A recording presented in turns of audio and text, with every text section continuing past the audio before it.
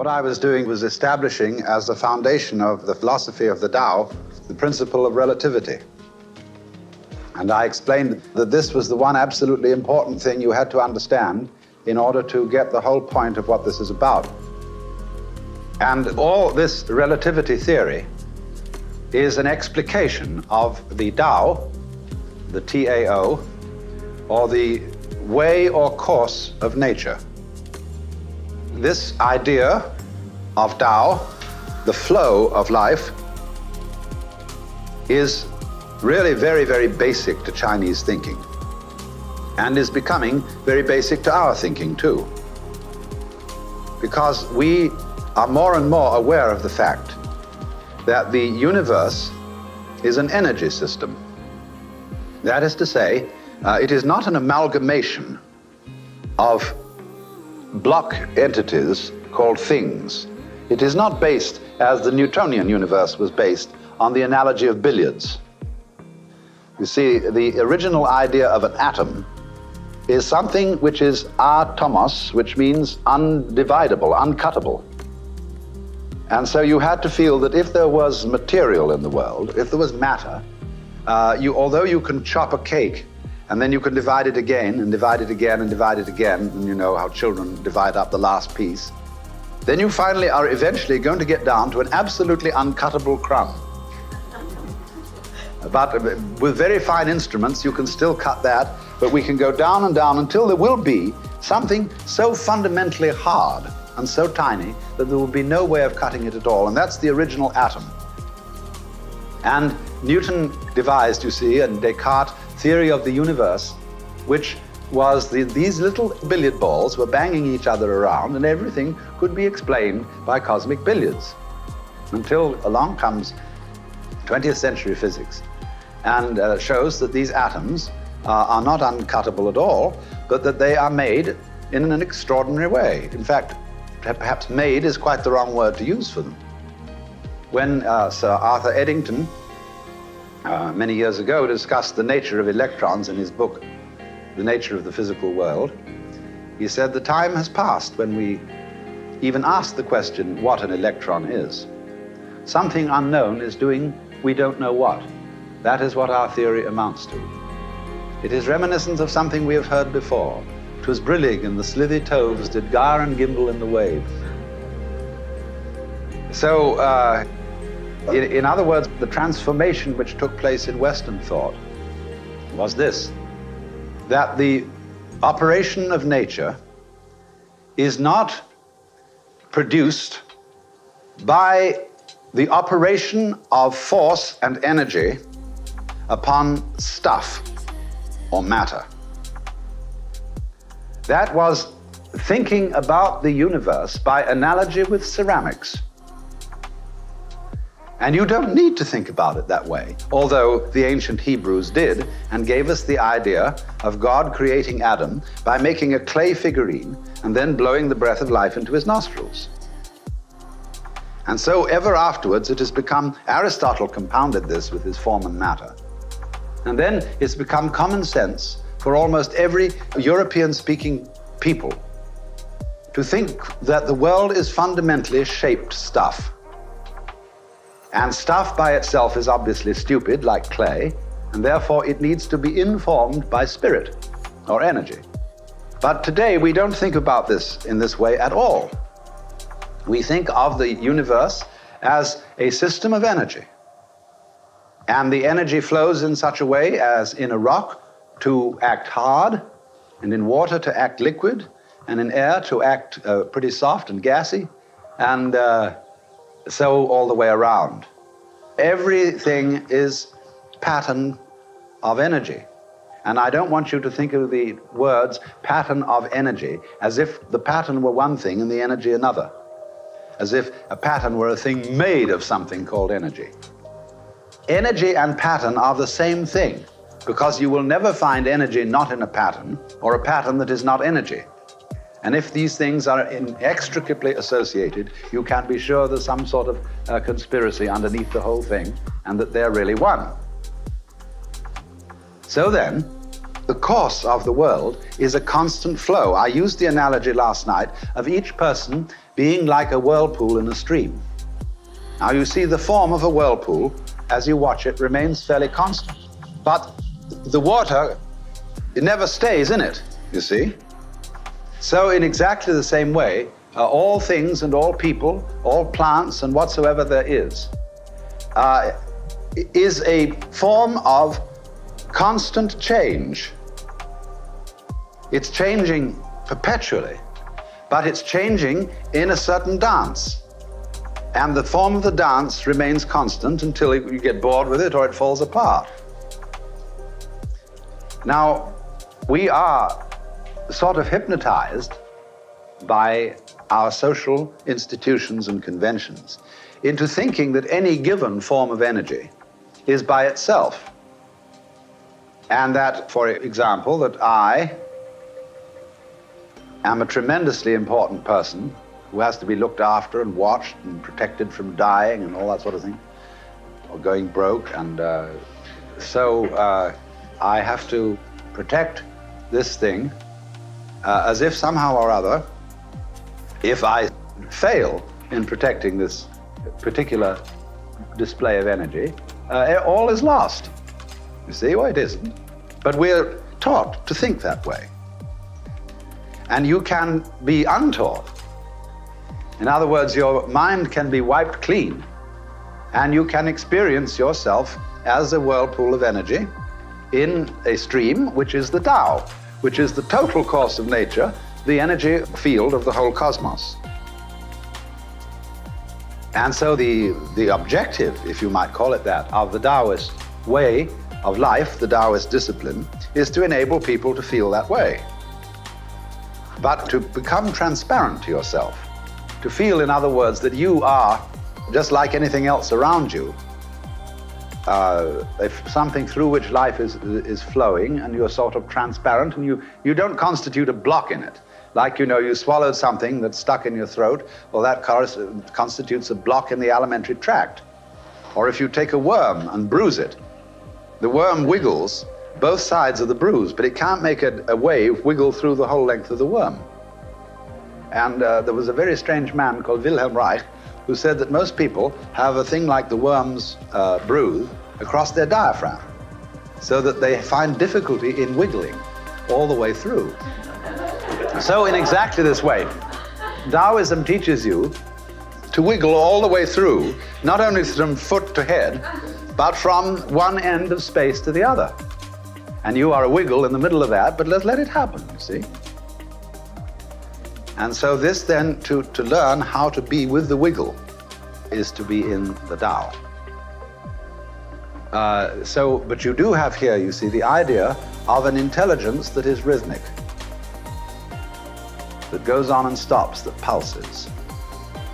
And intelligent, yes, but this is in a curious way quite different from our idea of God.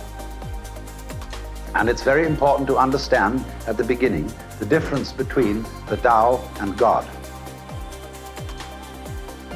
The idea of God in the West has a history which is originally political. That is to say, the title with which the Lord is addressed very often is King of Kings, Lord of Lords. Now, the King of Kings, or the Dian Khan, is a Persian term which was applied to the Persian emperors.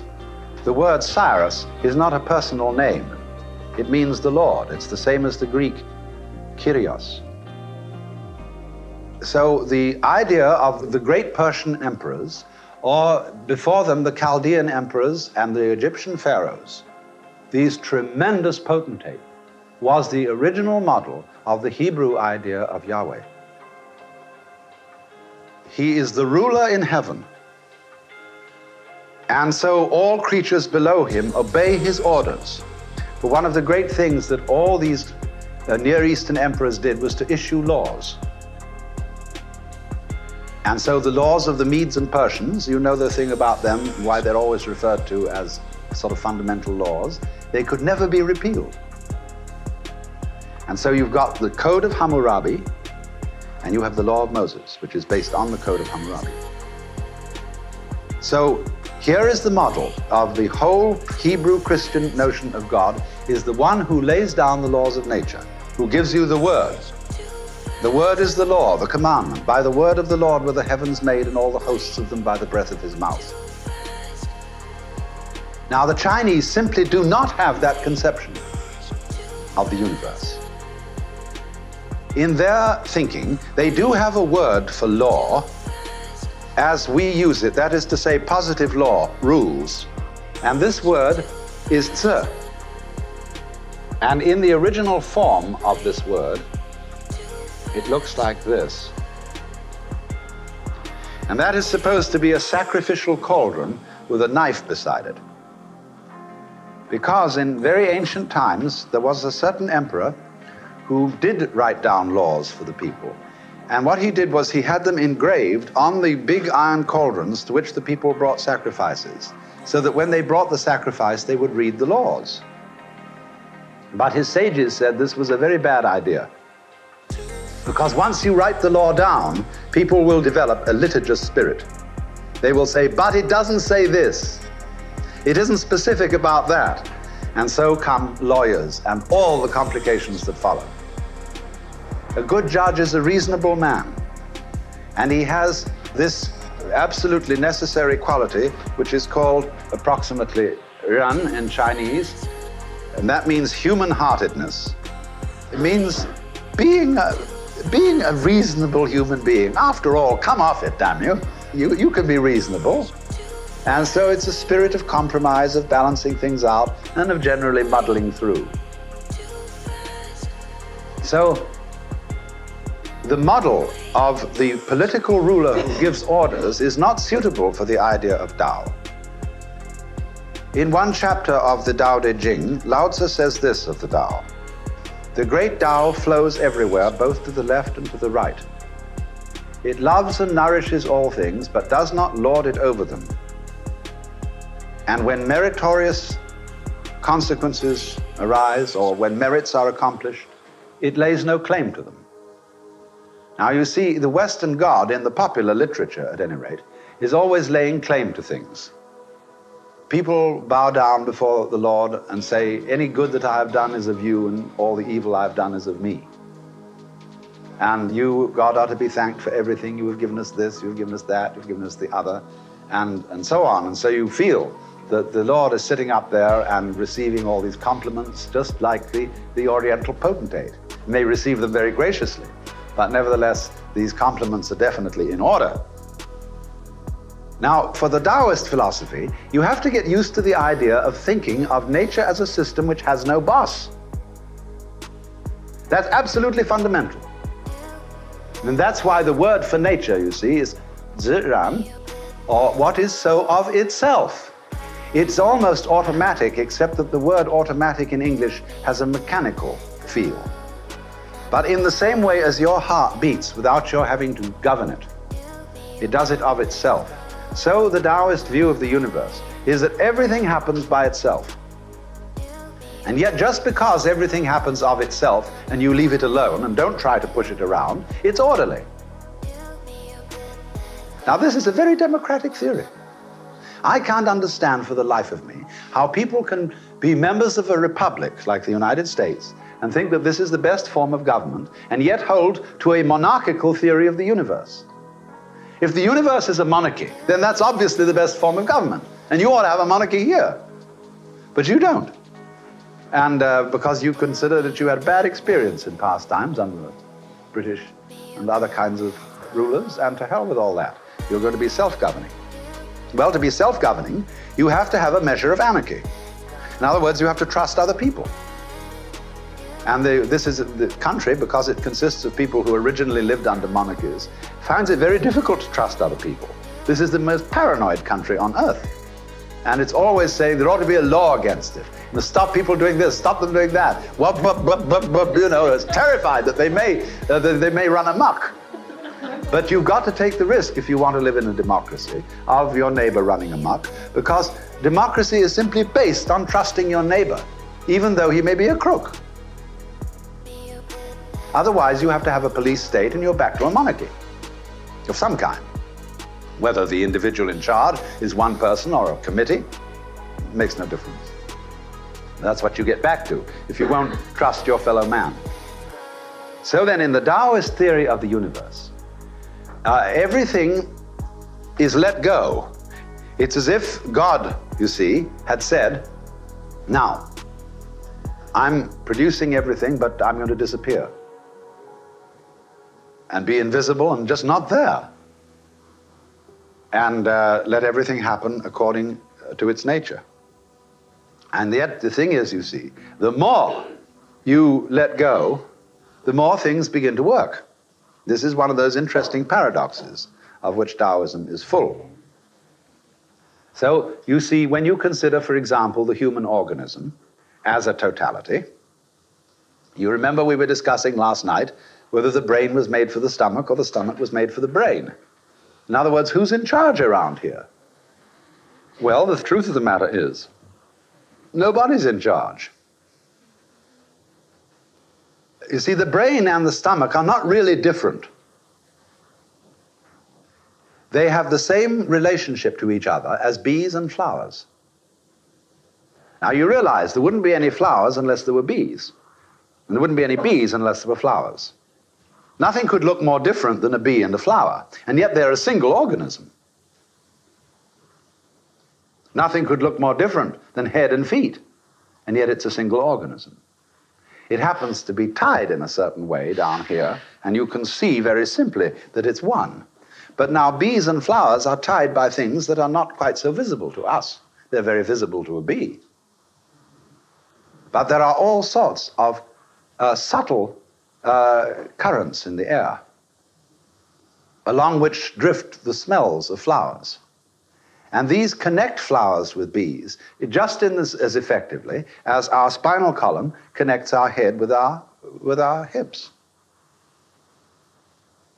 So the bee and the flower is a single organism. One part of it doesn't exist without the other part. And so you can't say which came the first, bee or flower. It's like which came the first, egg or hen. They, as in the Chinese way of saying it, they arise mutually. And this phrase in Chinese means mutual or reciprocal. And this means to arise, to grow, to produce, or to be born. It's originally an image of a growing plant of some kind. So the world is seen as a system in which all the pairs of opposites and all such symbiotic group relationships as you get with bees and flowers, in groups and out groups, heads and tails of cats, eggs and birds, arise mutually. That simply means that they are aspects of one and the same pattern. And it comes into being together. Now, it may sound odd to say that you, as an individual, arise mutually with the rest of the universe. But you do. And it's very important to realize this, because this is the key to understanding your own individuality. Let me, first of all, make it plain from a purely physiological point of view.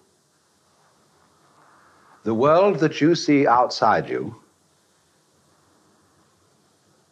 is a state of your own nervous system. In other words, it is because you have senses and a nervous organization of a certain particular structure that the sky is blue, that the sun is light, and that vibrations in the air are sound. You turn them into color, light, sound, etc.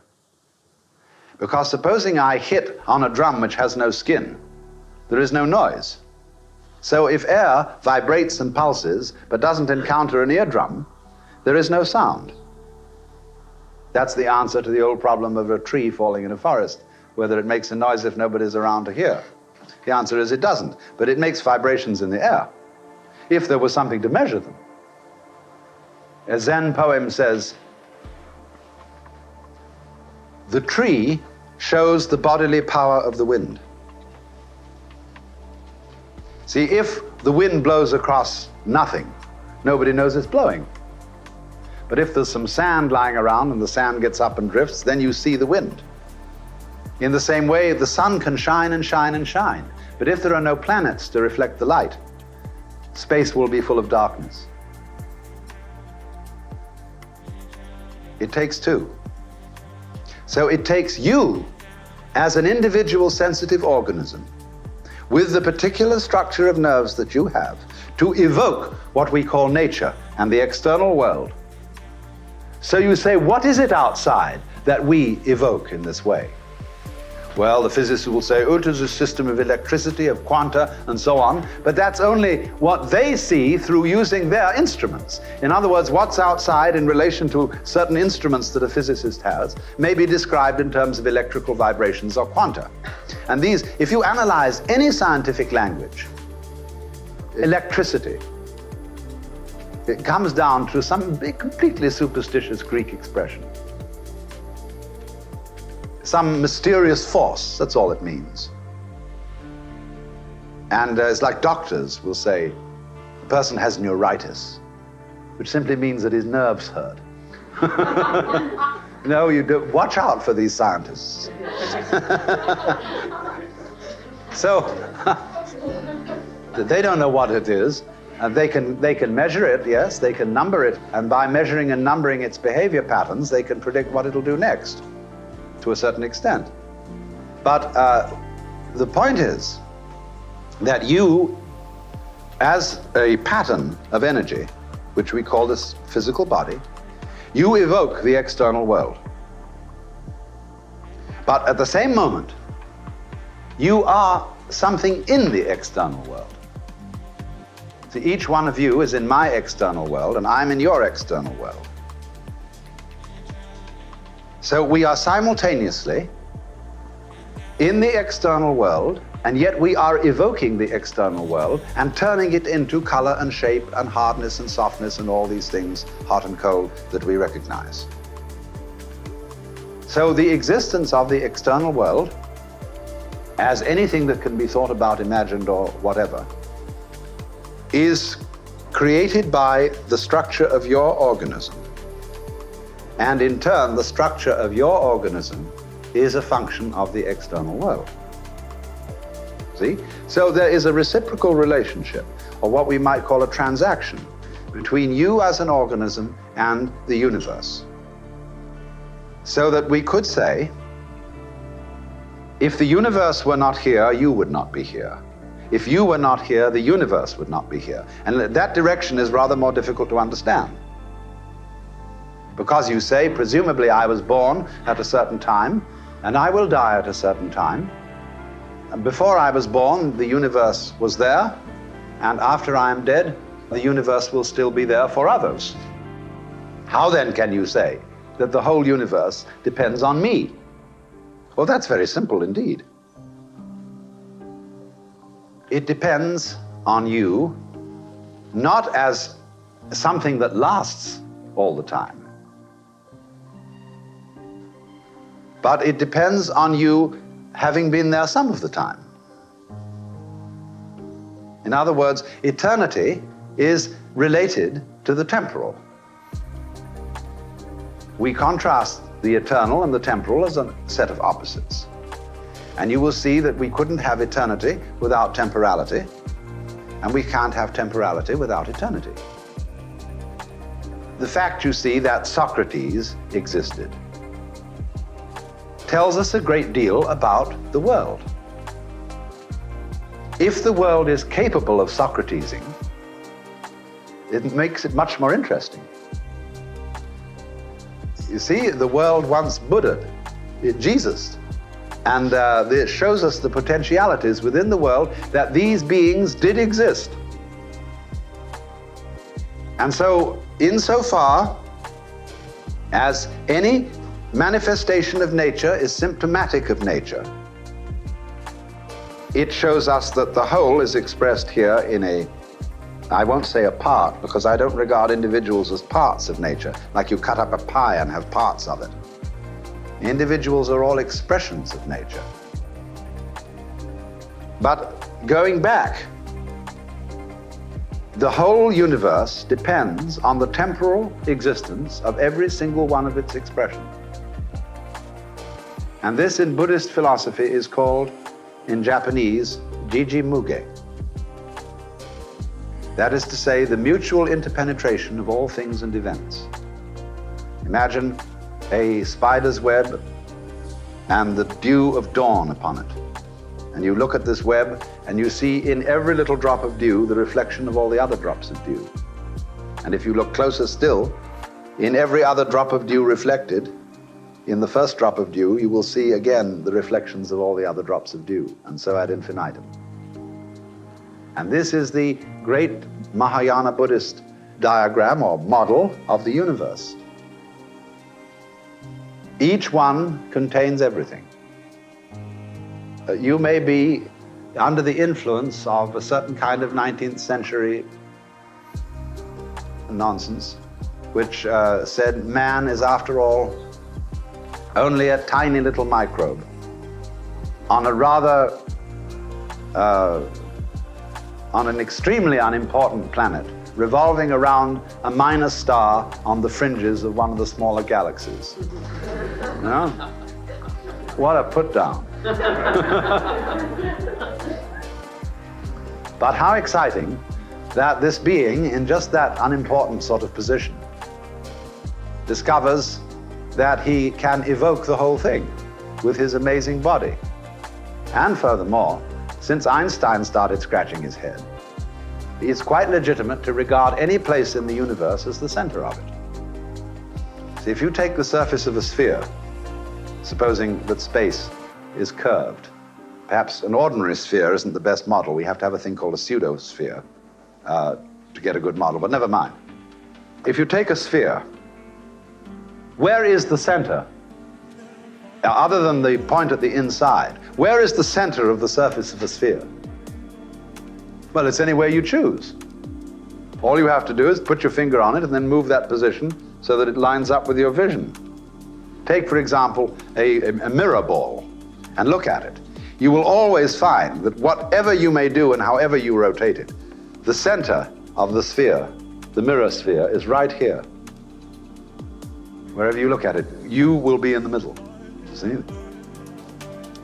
So, any point in the universe can be regarded truly as the center.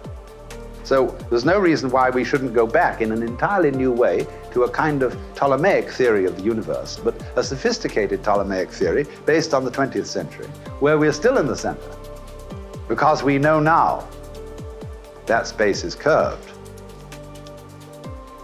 And so we can also go back. See, in the 19th century, they got a legend going. You know what the pathetic fallacy is. The pathetic fallacy is the projection of human feelings, intelligence, and emotions upon non-human objects. The sea is sighing. The wind in the pine trees sounds sad. The sun is happy today. All that sort of thing is called the pathetic fallacy. But it's not so wrong after all. You see, what they wanted to prove in the 19th century was that intelligence resides only inside human skins, and that everything else outside is blind force, brute energy, dumb matter, and generally stupid. They couldn't see at that point that a human being is symptomatic of his environment and expresses his environment. So if you're intelligent, you are in an intelligent environment. There's no other way to it. Well then, now we see differently.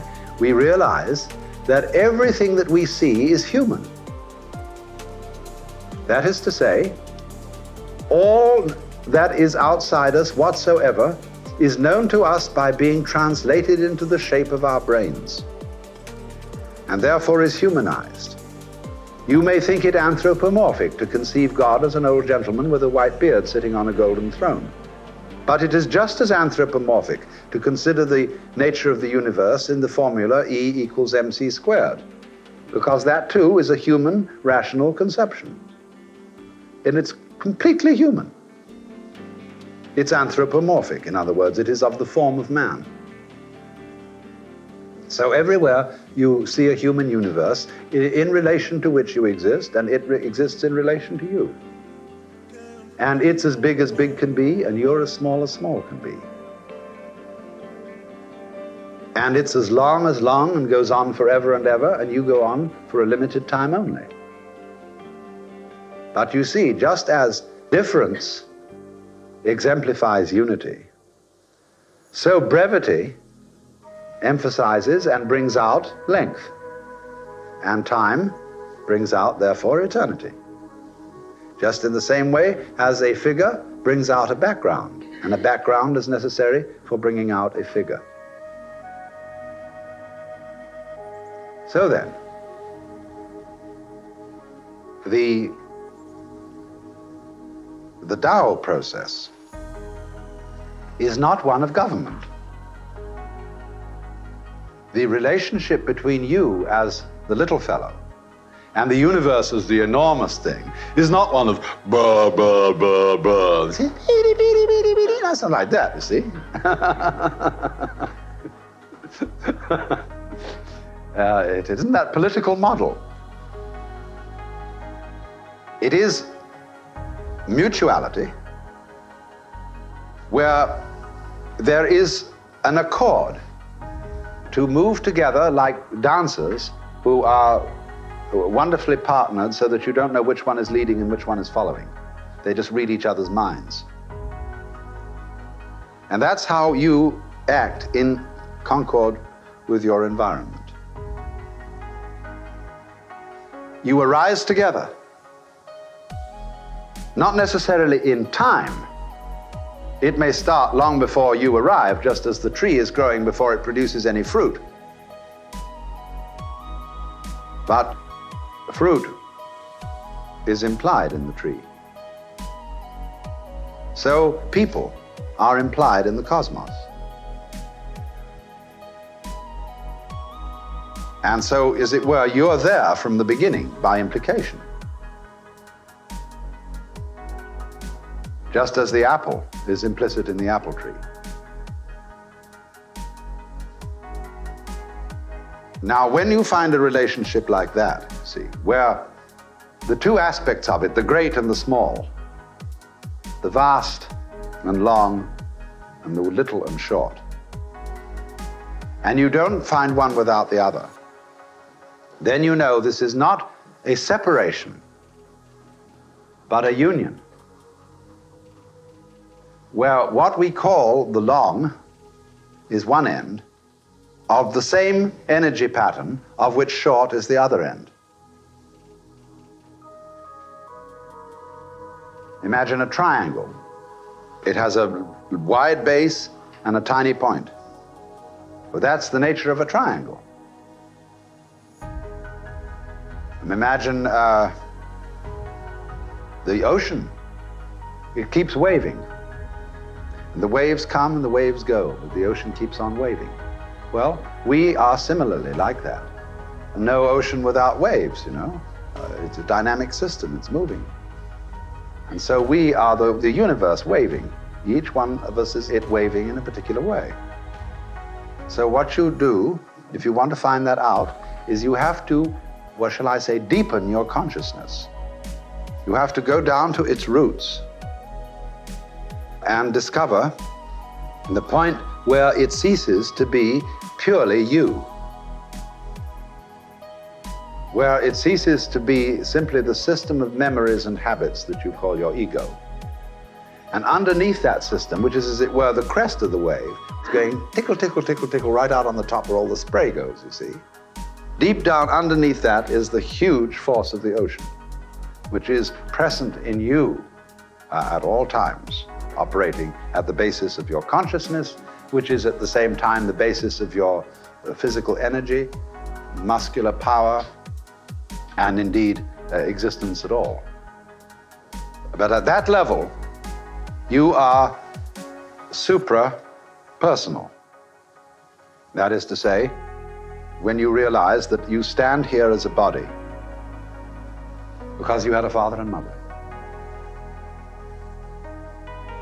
And they passed on to you those genes, those DNA and RNA tricks that produce you here as a physical entity. And of course, your father and mother had parents. And it goes way, way, way back. It's as if you see, there was, according to certain cosmological theories today, a primordial explosion which blew up and created the universe. And you know how it is when you take a bottle of ink and you throw it at a whitewashed wall, smash like that, and it goes splat all over the place. There's a big blob in the center. And then as it goes out, it gets all sorts of little curlicues and wiggles. So you see, the cosmic explosion is still happening. It takes a long time from that big essential bang for the whole thing to go whoosh. It takes billions of years for it to happen, and it's still happening. And we're the little curlicues out on the edge, see? And we're connected. We are part of the central explosion that originally happened. That, in a certain sense, is in you. You're still manifesting it, you see? So when you consider yourself as a physical being, consider this hand. It is very ancient. Just like you pick up a stone. Say, how old is this stone? Well, scientists will say, well, it's about, comes from the Pleistocene age, and it's probably, 4 million years old. But then you think, well, wait a minute. You mean 4 million years old? Where did it come from? What was it before it was a stone? Well, it was something or other. And that goes back, you see. So everything you touch, including yourself, is incredibly ancient. It goes back to the very beginning of time.